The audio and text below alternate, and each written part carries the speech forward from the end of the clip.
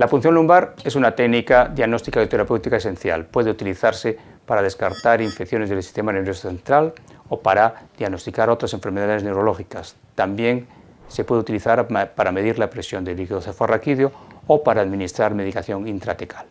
En el caso de los niños pequeños y lactantes, es una técnica que puede ser difícil, por lo tanto, vamos a explicar paso a paso cómo puede realizarse una punción lumbar en un lactante de forma segura y eficaz.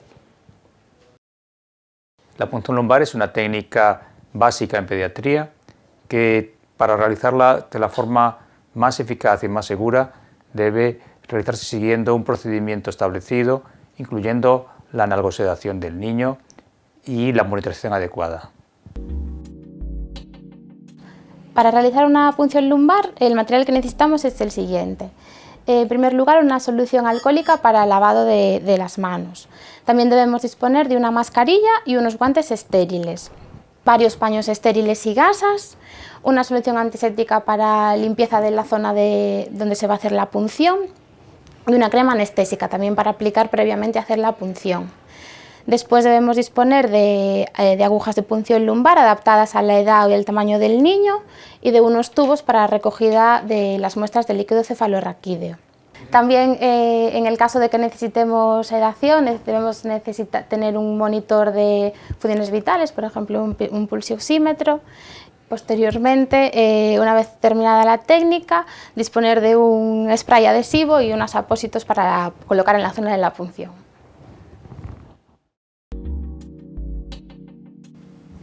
A continuación vamos a explicar cómo realizar una punción lumbar de forma correcta. Antes de nada, y como en cualquier procedimiento invasivo, es necesario informar tanto al paciente como a la familia acerca de la técnica que vamos a realizar, sus indicaciones y las posibles complicaciones de la misma. En segundo lugar, debemos utilizar la analgosedación necesaria en cada paciente y además aplicar siempre un anestésico local en la zona en la que se vaya a hacer la punción. También debemos colocar un monitor para vigilar las funciones vitales durante la realización de la técnica. En primer lugar, la posición en la que debemos colocar al niño. Si es un recién nacido o un lactante pequeño, lo ideal es realizarlo en posición sentada.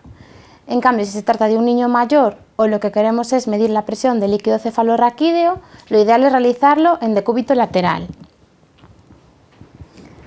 Una vez escogida la posición, en este caso, como se trata de un niño lactante, lo vamos a hacer en posición sentado, lo primero que debemos hacer es establecer un campo estéril y después aplicar una solución antiséptica en la zona donde se va a realizar la punción lumbar, que debe realizarse con movimientos circulares, empezando por la columna y extendiéndose hasta las crestas ilíacas.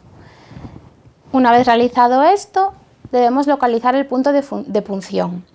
Para ello, primero localizamos las crestas ilíacas y si trazamos una línea imaginaria que una ambas crestas ilíacas, nos encontraremos en la línea media con el espacio intervertebral comprendido entre L4 y L5, que es el lugar ideal para realizar la punción lumbar.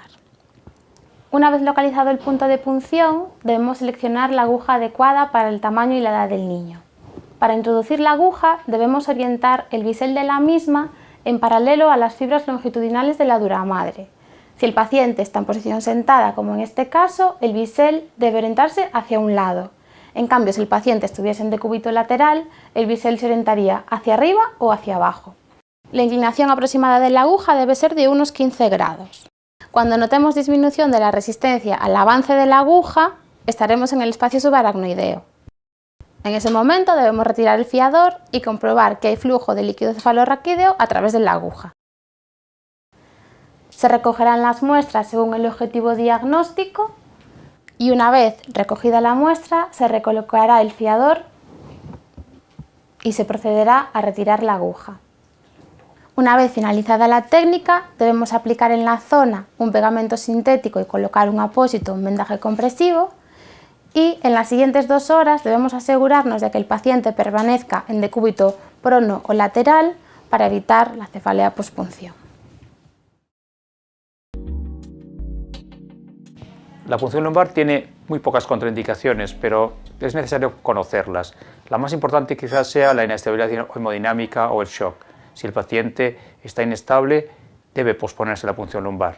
Otras contraindicaciones son la hipertensión intracraneal por el riesgo de herniación cerebral. En ese caso podría realizarse con unas medidas especiales, y otras indicaciones que tenemos que tener en cuenta son la coagulopatía y la presencia de una infección en la zona de punción.